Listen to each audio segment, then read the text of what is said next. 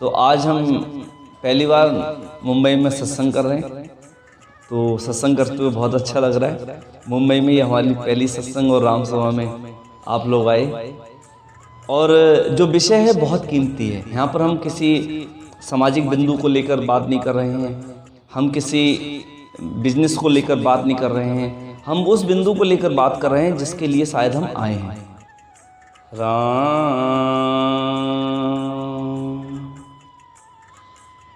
भारत देश के सभी संतों को अनंतवार दंडवत नमस्कार करते हुए, जिस प्रकार हमें अपने पिता की प्रॉपर्टी मिलती है, उसी प्रकार ये संतों की प्रॉपर्टी है जो पूरे भारत देश के लिए फ्री है।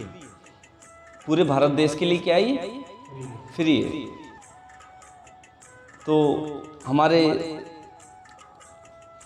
रामायण में कहा गया है कि कलयुग केवल नाम आधारा, सुमर सुमर नर उतरे पारा। तो उसी नाम की आज महिमा चलेगी कि वो संतों के द्वारा किया गया सबसे ज़्यादा बोला गया नाम है, वो है राम नाम। गायन बोलने से ज़्यादा इफेक्टिव है, क्योंकि जो गायन की जो साइंस है उसमें एनर्जी का स्ट्राइक रेट बढ़ जाता है, जिसे हम विस्पंद कहते हैं और नाद कहते हैं। भौतिक विज्ञान में हम पढ़ाते हैं बच्चों को नाद और विस्पंद। तो जो नाद है वो ज़्यादा असर करता है, और जब नाद लयबद्ध हो जाता है, जैसे अगर सैनिक युद्ध करने जाते हैं तो किसी जब पुल को क्रॉस करते हैं तो उनसे कहा जाता है कि कदम मिलाकर नहीं चलना है, क्योंकि कदम मिलाकर अगर तुम चले और लय आ गई उस नाद में, आवाज़ में, तो वो पुल के अणुओं की जो एनर्जी है वो स्ट्राइक कर जाएगा, और जो पुल में जो मॉलिक्यूल्स हैं उनकी एनर्जी अगर स्ट्राइक कर गई तो मोशन में आ जाएंगे, और मोशन का मतलब है पुल टूट जाएगा। तो ऐसे ही हमारे अंदर जो पावर्स हैं वो स्ट्राइक कर सकती हैं, और हमारे हिंदुस्तान में 2 शब्दों पर रिसर्च हुई, ओम पर और राम नाम पर। ओम क्या है? इस सृष्टि का निर्माता है। उसमें 3 शब्द हैं, आ ई माँ, उत्पत्ति, रहना और मर जाना। इस सिस्टम में चलाने के लिए ओम है। जैसे बच्चे का जन्म होता है तो हम नामकरण संस्कार कराते हैं, तो उसमें ओम की सारी पूजा होती है। ओम हमारे जीवन के लिए। लेकिन जब संतों ने इस चक्र से निकलने का और अनंत गैलेक्सियों में जाने का जब उपकरण देखा तो वो राम नाम से पाया। इसके पहले वैज्ञानिक थे ऋषभदेव जी।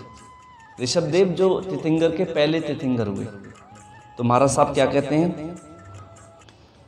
4 पहर धंधो करे, सांझे हताया जाए, झूठी जोड़ा छेड़ कर, बाद बदे नर आए, बाद बदे नर आए, पछे सूतो घर जाई, होए सपना में जीव पड़े दो जख के माई, सुख रामदास गुरुदेव बिन, यूं नर गोता खाए, 4 पोहर धंधो करे, सांझे हताया जाए। ये हमारे दिन के मैनेजमेंट को लेकर संतों ने बताया कि हम 4 पहर का मतलब है 12 घंटे। एक पहर 3 घंटे का होता है, तो 3 चौक 12। तो 12 घंटे हम कोई बिजनेस करते हैं, कोई काम करते हैं, और शाम को आकर हम आपस में गॉसिप्स करते हैं या टीवी देखते हैं, फिर उसके बाद हम सो जाते हैं। तो सोने के बाद हमारे सपने उसी प्रकार रहते हैं, और सपनों में भी हम फिर वैसे ही हमारा जीवन सपनों में भी चलता रहता है, और इस प्रकार सपने में जाकर हम परेशान होने लगते हैं किसी बात को लेकर। कभी कभी सपने ऐसे आते हैं कि हम परेशान हो जाते हैं। सुबह को हम रादर फ्रेशनेस की जगह हम थके थके से महसूस होते हैं। तो महाराज साहब कह रहे हैं कि सुखराम दास गुरुदेव बिन, गुरुदेव का मतलब है गाइडर। कोई गाइडर अगर आपको सही ना मिला, गाइडेंस देने वाला, तो आप गोता खा जाएंगे। गोता खाने का मतलब आप मौका चूक जाएंगे। जैसे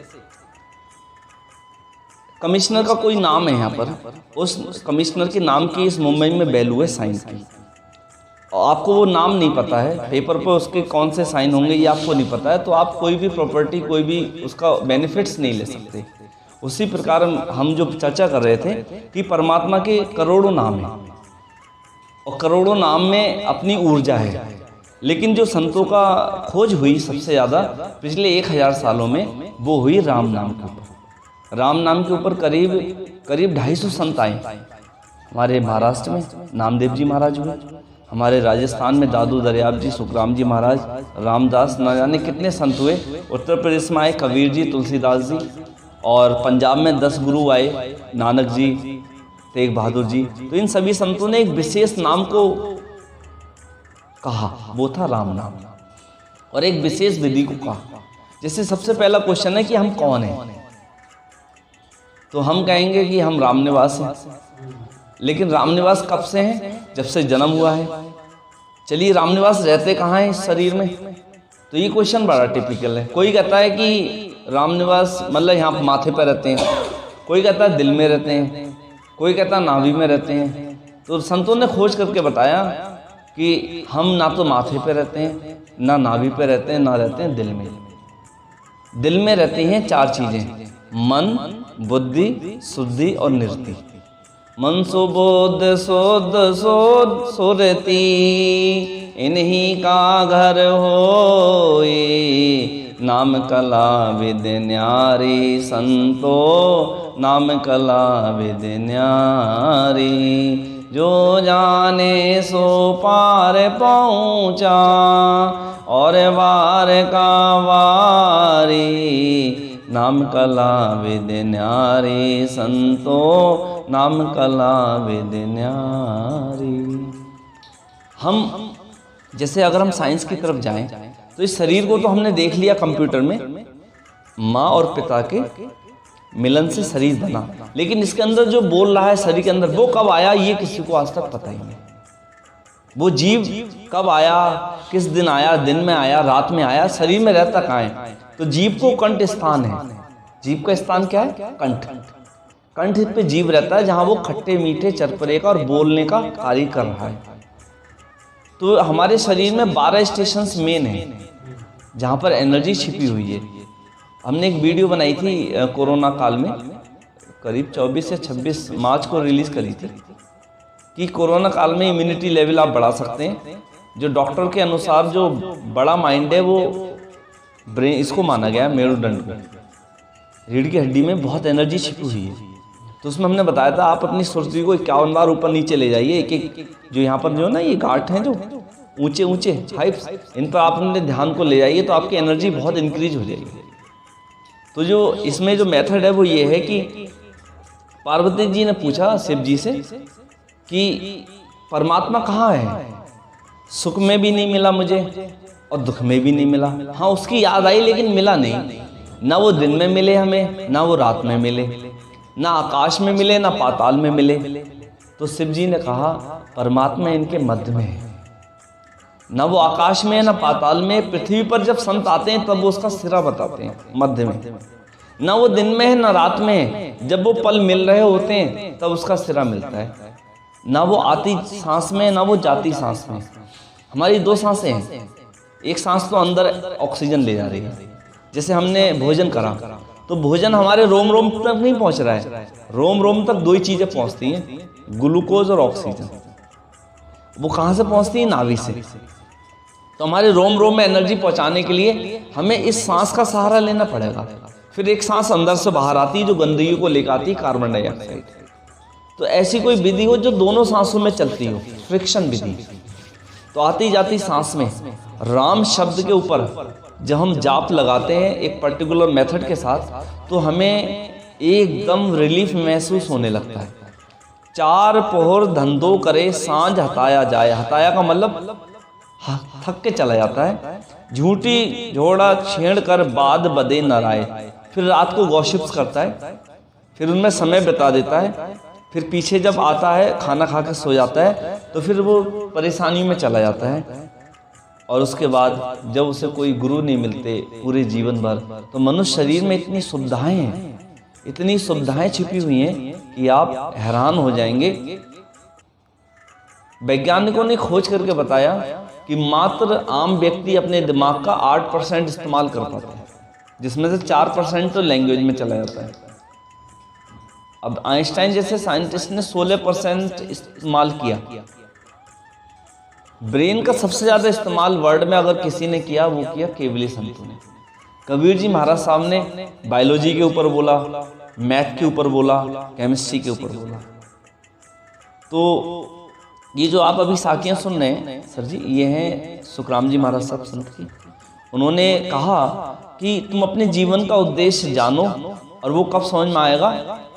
बिन सत्संग विवेक न होई, राम कृपा बिन सुलभ न सोई।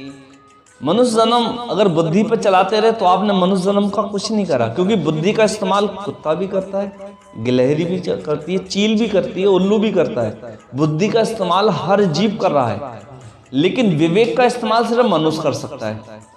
तो लेकिन वो विवेक कब एक्टिव होगा? जब हम किसी संत की संगत सुनेंगे। बिन सत्संग, सत्संग का मतलब है साथ बैठना, उनसे डिस्कशन करना। बिन सत्संग विवेक न होई, राम कृपा बिन सुलभ न सोई। राम की कृपा जब होगी तभी ये कार्य होते हैं।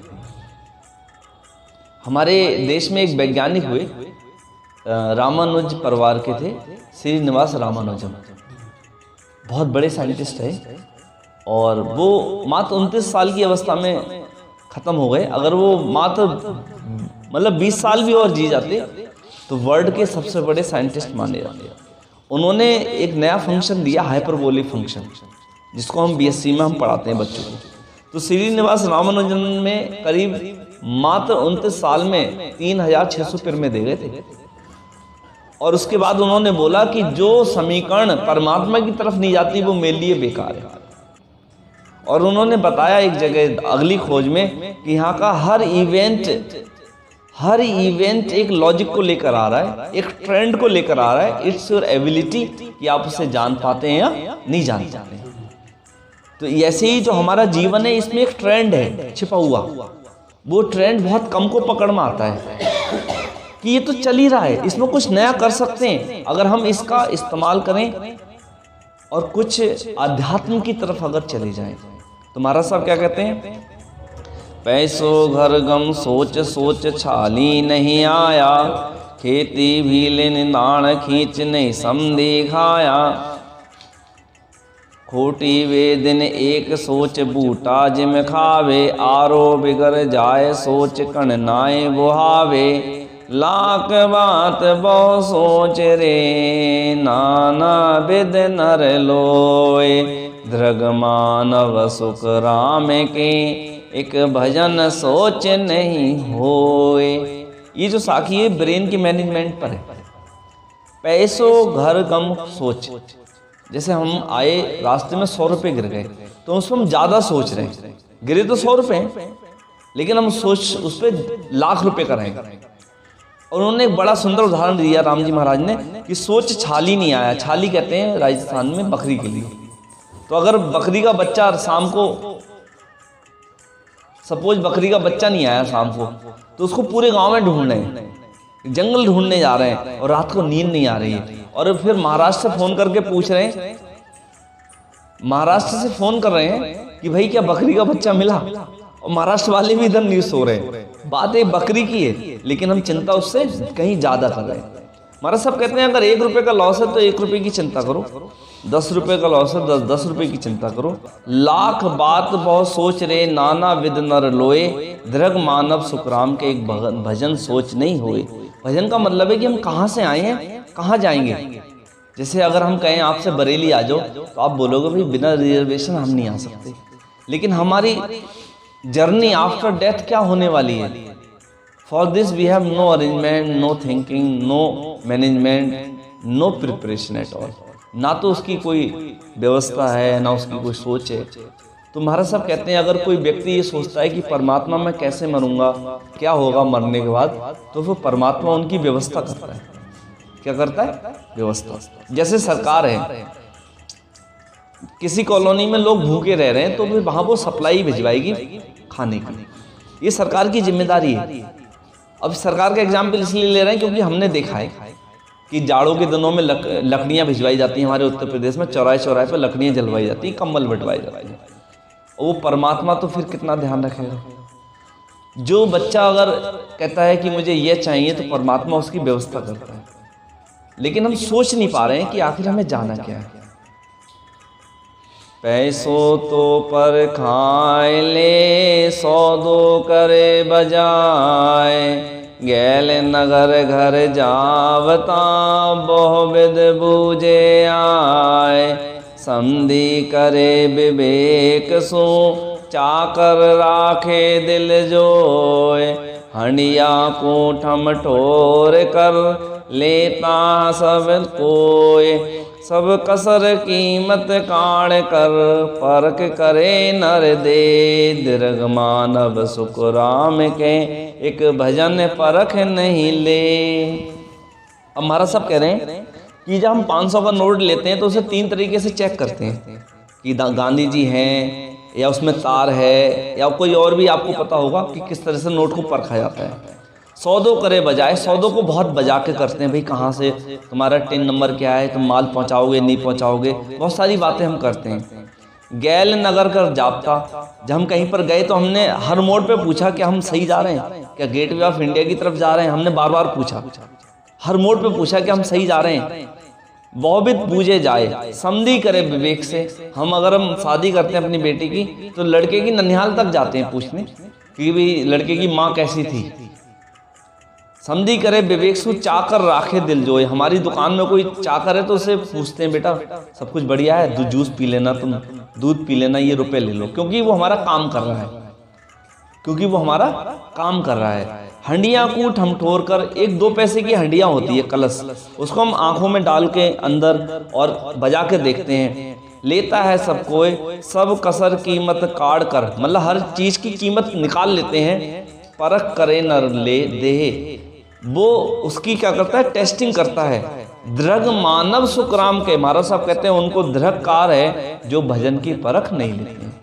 कहने का मतलब है कि एक नौकर आपकी दुकान चला रहा है, आप उसका ख्याल करते हैं, और एक परमात्मा जो आपको शरीर दे रहा है, आपका शरीर चला रहा है, हम उस पर कितना ध्यान दे रहे हैं।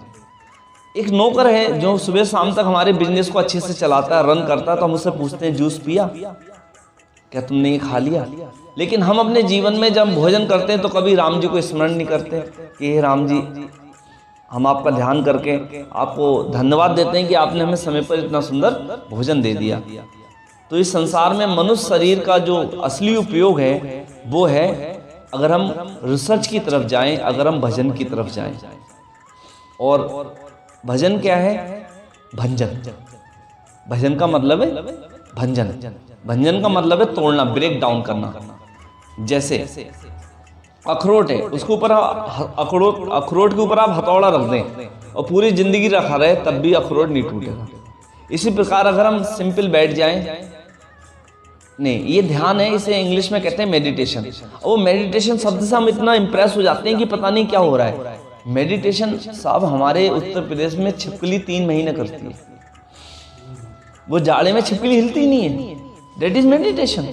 सांप हमारे यहाँ 3 महीने हिलता नहीं है, तो मेडिटेशन तो उत्तर प्रदेश में 3-3 महीने जानवर करते हैं। मेडिटेशन से कुछ नहीं होगा। आप 3 आइडेंटिटी हैं आपकी। पहली आइडेंटिटी तो आप मुझे देख रहे हो। एक गायक उसने कहा था, गाने वाले ने, कि अगर किसी व्यक्ति को देखो तो देखो उसे 10 बार, क्योंकि एक व्यक्ति में रहते हैं 10-20 आदमी। उसने बोला एक व्यक्ति में कितने आदमी रहते हैं, 10-20 आदमी रहते हैं। कभी तो वो व्यक्ति सच बोलने लगता है, कभी वही व्यक्ति झूठ बोलने लगता है, कभी वही व्यक्ति प्रेम करने लगता है, कभी वही व्यक्ति आपको क्रोध करने लगता है, और वही व्यक्ति आपको धोखा दे जाता है। तो ये क्या चीज है, तो व्यक्ति के अंदर एक और चीज है, वो है मन, जिसे कहते हैं सॉफ्टवेयर। दूसरा लेवल, पहला लेवल तो हो गया बॉडी, दूसरा लेवल हो गया मन, जो ब्रिज है इस शरीर का और आत्मा का। तीसरा लेवल है आत्मा। आत्मा क्या चीज है, आत्मा वो चीज है जब तक ये शरीर में है तब तक इसमें बदबू नहीं आ रही है, और जिस दिन वो शरीर से निकलेगी ये शरीर बदबू मारने लगेगा। कोई चीज है जिसकी वजह से शरीर चल रहा है। मन से परे की चीज है आत्मा। जैसे हम सोते हैं तो मन नहीं है, फिर कोई और चीज चलती है। तो ऐसा कोई साइंस हो जो तीनों पर एक साथ काम करे, उसे कहते हैं भंजन। तो शरीर की जो खुराक है वो क्या है, भोजन, और मन की खुराक क्या है, शब्द। जैसे इस त्वचा की खुराक क्या है, पानी।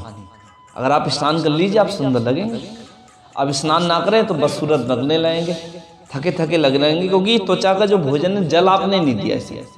ऐसी मन का भोजन है शब्द। मन का क्या भोजन है? शब्द। तभी तो आजकल के बच्चे जो रैम सुनते हैं ना, रैम, वो गलत नहीं सुन रहे, वो सही सुन रहे हैं।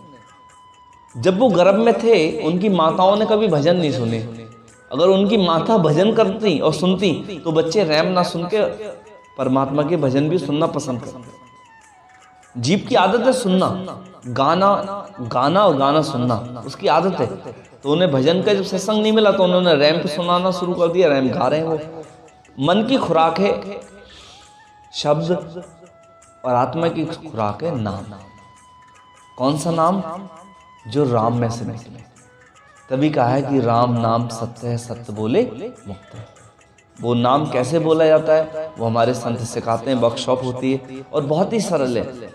वो नाम करोड़ों, वो राम करोड़ों मोतियों को लिए सुंदरता में बैठा है और उसका लाभ हम सभी ले रहे हैं। इन्हीं शब्दों के साथ आज के ये पहली सत्संग को यहीं विराम करते हैं और आप सभी लोग इस विचार करें, मनुष्य शरीर में सबसे ऊंची चीज क्या है? हम मजदूरों की तरह जीवन जीते हैं कभी कभी। मजदूरों की तरह कैसे? हम शारीरिक एक्टिविटी पर ध्यान देते हैं, लेकिन मनुष्य के पास एक चीज बहुत अनोखी है जिसे कहते हैं ध्यान। तुमने मुझे पहचाना? नहीं, ध्यान से याद करो। कहते हैं ना ध्यान से सोचो, मतलब कहीं अपनी सुरती को तुम लगाओ, कंसंट्रेशन दो, पिन पॉइंट करो उस चीज को। हम 1 साल पहले मिले थे तो आप स्मरण करते हैं, स्मरण की फाइल्स में जाते हैं। एक पक्षी होता है उससे कहते हैं ट्यू ट्यू पक्षी। तो वो अपने अंडे रखता है जमीन में, खेत में, और फिर उसके ऊपर आवाज करता है ट्यू ट्यू ट्यू ट्यू। तो उस ट्यू ट्यू की आवाज से उस अंडे में से बच्चे निकल आते हैं, ट्यू ट्यू की आवाज से। अब वो बोले ना तो साइंस कहती है, अब जीव विज्ञान कहने लगी, अगर वो ट्यू ट्यू पक्षी ट्यू ट्यू ना बोले तो अंडे में से कभी भी बच्चे नहीं निकले। ये चरज मानो मत कोई, कीट पलट भमरा के में होई। जब भमरा होता है तो उसकी कोई भमरी नहीं होती है सर। फिर भमरा बनता कैसे है? तो वो ना सूनी जो होती है कीट पानी के अंदर, उसके ऊपर अपने वाइब्रेशन छोड़ता है, घुन घुन, तो उसमें से कुछ तो कीट जो सूंडियाँ होती हैं भाग जाती हैं, कुछ शांत हो जाती हैं कि भाई हम तो है ही नहीं, कुछ भाग जाती हैं हमें छोड़ दो, लेकिन कुछ एकदम खड़ी हो जाती हैं भी कौन आया। जैसे आपने कहा कौन आया, जो खड़ी हो गई तो उनको भमरा ले जाता है उठा के, पिक करके उसका कोई घर बना होता है दीवार में, उसमें डाल देता है, उसे एयर टाइट कर देता है, रात दिन घुन घुन वो वाइब्रेशन से। ये चरज मानो मत कोई, कीट पलट भमरा के में होई। तो जो भमरा था, जो सूढ़ी थी, जो गंदगी को पसंद कर रही थी, अब उसमें से भमरे के रूप में निकलती है और फिर कहाँ कहाँ बैठती है? फूलों पर बैठती है, सुंदर जगहों पर बैठती है। तो मैं रामनिवास जो बचपन में ये इसके पैसे मिल जाते, इसकी कार मिल जाती, इसका खाना मिल जाता, गलत विचारों को लेकर चलता था, इस राम नाम की संगत से अब हम क्या हो गए? भमरे हो गए। हम आप में से अच्छी चीज निकाल के ले जाएंगे और बुरी चीज आपको छोड़ जाएंगे। ये इसी जीवन में संभव है क्योंकि हम जैसे लाखों लोगों को संभव हुआ। तो राम नाम एक ऐसा गुंजार है, अगर कोई इसका गुंजार खुद से शुरू कर दे तो उसके अंदर परिवर्तन बहुत ही जल्दी हो जाता है, तीनों स्थिति में हो जाता है, शारीरिक, मानसिक और आत्मिक। सबसे बड़ा फोर्स माना गया है, सबसे बड़ा फोर्स माना गया है सूक्ष्म बल। कक्षा 6 की क्लास में हम पढ़ाते हैं 2 तरह के फोर्स होते हैं, एक टेंजिबल, दूसरे इनटेंजिबल, अदृश्य बल। तो अदृश्य बल में सबसे स्ट्रांग बल माना गया आत्मिक बल। इस ब्रह्मांड में सबसे बड़ा बल है आत्मिक बल, जो राम के अंदर ज्यादा था रावण से, जो श्री कृष्ण के पास ज्यादा था कंस से। तो आत्मिक बल अच्छे लोगों के पास ज्यादा होता है और बुरी शक्तियां बुरे लोगों के पास ज्यादा होती हैं, लेकिन आत्मिक बल ज्यादा बड़ा होता है, इसलिए उनके पास कुछ ना होते हुए भी वो जीत जाते हैं। भाई श्री कृष्ण और उनके भाई 2 बच्चे ही तो थे, ठीक है, पांडव 5 ही तो थे और वो कौरवों के पास पूरी सेना थी, श्री कृष्ण की सेना थी इवन। तो उनके पास शक्तियां ज्यादा थी लेकिन उनके पास आत्मिक बल ज्यादा था।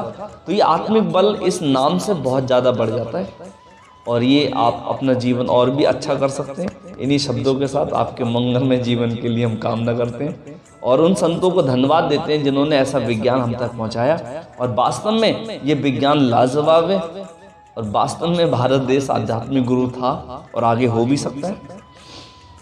हम एक भारत यात्रा ला रहे हैं इस साल से, उसके 7 फेज हैं।